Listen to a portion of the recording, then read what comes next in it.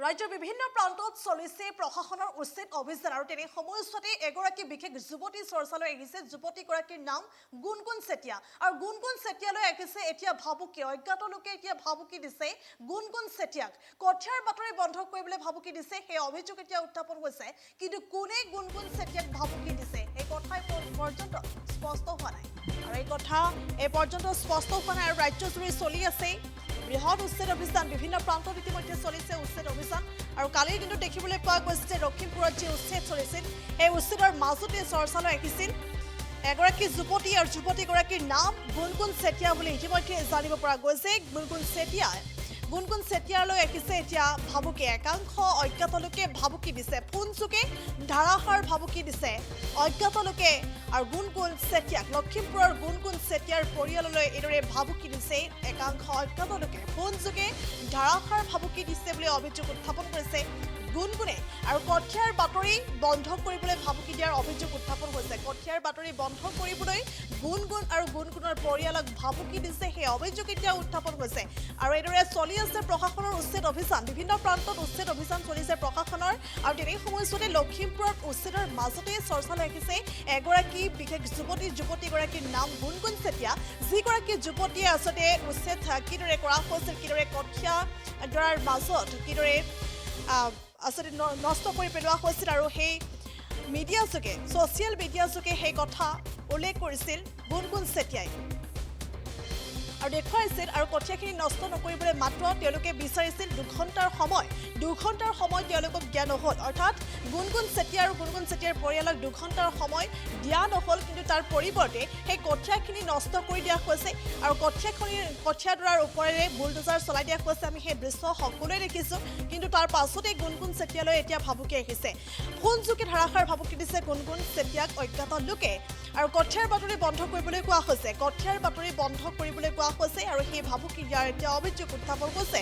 গতিকে সেই ভাবুকি কোনে দিছে সেই কথা কিন্তু এই পৰ্যন্ত স্পষ্ট হোৱা নাই। আৰু কালিৰ দিনটোত এইদৰে লখিমপুৰত দেখিবলৈ পোৱা গৈছিল সেই বিশেষ দৃশ্য, সেই বিশেষ দুখ লগা দৃশ্য দেখিবলৈ পোৱা গৈছিল। কিদৰে কঠীয়াডৰাৰ ওপৰেৰে উঠাই দিয়া হৈছিল এখন বাহন, আমি সেই দৃশ্য সকলোৱে দেখিছোঁ। আৰু সেই কথা যুৱতীগৰাকীয়ে ছ'চিয়েল মিডিয়াত দেখুৱাইছিল কিদৰে উচ্ছেদ কৰিছিল, উচ্ছেদ চলাইছিল কঠীয়াডৰাত। আচলতে কঠীয়াটোত কিদৰে উচ্ছেদ চলিছিল আৰু সেই দৃশ্য দেখুৱাইছিল। আৰু কঠীয়াখিনি নষ্ট নকৰিবলৈ তেওঁলোকে মাত্ৰ 2 ঘণ্টাৰ সময় বিচাৰিছিল। কিন্তু তেনে সময়ছোৱাতে সেই কথালৈ আওকাণ কৰি এনেধৰণৰ আচলতে কাৰ্য সংঘটিত হোৱা দেখিবলৈ পোৱা গৈছিল কালিৰ দিনটোত। তাৰ পাছতে ছ'চিয়েল মিডিয়াযোগে সেই সমগ্ৰ দৃশ্য দেখুৱাইছিল গুণগুণ চেতিয়াই। আৰু সম্প্ৰতি লখিমপুৰৰ গুণগুণ চেতিয়া আৰু গুণগুণ চেতিয়াৰ পৰিয়াললৈ আহিছে ভাবুকি। কিন্তু কোনে ফোনযোগে ধাৰাসাৰ ভাবুকি দিছে সেই কথা কিন্তু এই পৰ্যন্ত স্পষ্ট হোৱা নাই।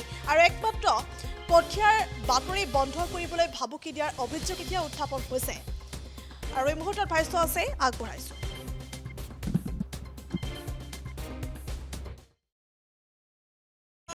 কথা পাতিছিলোঁ কেইবাটাও ফোন কলত। নামকেইটা কিন্তু মই এতিয়া উল্লেখ নকৰোঁ বাৰু। সময় হ'লে সেইকেইটা নামখিনি উল্লেখ কৰিম, কি কথা কৈছিলে সেইখিনি উল্লেখ কৰিম। ইয়াততো যিহেতুকে আমাৰ কঠীয়াখিনিৰ লগত আমি বিজেপি কংগ্ৰেছ খেলা নাছিলোঁ। কাৰোবাক কৈছিলোঁ নেকি? কাৰো কিন্তু আমি কঠীয়াখিনিৰ লগত বিজেপি কংগ্ৰেছ খেলা নাছিলোঁ। এতিয়া এটা কথা চৰকাৰক বহুত বেছি বেয়া পাইছোঁ, কিন্তু চৰকাৰৰ মানে কিছুমান মানুহে, বিশেষকৈ মই নাম নকওঁ, প্ৰয়োজন হ'লে পিছত মই নাম মেনশ্যন কৰিম। কিছুমান মানুহে মানে মোৰ ৰিলেশ্যনৰ মানুহ, মানে মই কাৰোবাৰ লগত চিনাকি, তেনেকুৱা কিছুমান মানুহক মানে ফোন কৰি কৈ আছে আমাৰ কঠীয়া নিউজটো বন্ধ কৰিবৰ কাৰণে বা আমি কঠীয়াৰ বিষয়ে আৰু নক'বলৈ। গতিকে যদি সময় আহে কোনে কি কৈ আছে মই সেইখিনিও আপোনালোকৰ আগত ক'বলৈ চেষ্টা কৰিম। কিন্তু মানে এইখিনি কথা শুনি ভাল নালাগিল। মানে আমিতো চৰকাৰক দুখ দিবলৈ কেতিয়াও যোৱা নাছিলোঁ। এইখিনি কথা শুনি একদম ভাল নালাগিল। মানে অলপ আগলৈকে এনেকুৱা ফোন পাইছোঁ, ৰাতিপুৱা কেইটামান কথা শুনি ভাল লগা নাই। ইয়াততো আমি জাতিগত কথাও উল্লেখ কৰা নাই। যিকোনো খবৰৰ বাবে যোগাযোগ কৰক 7099017330 লগতে 7099017110।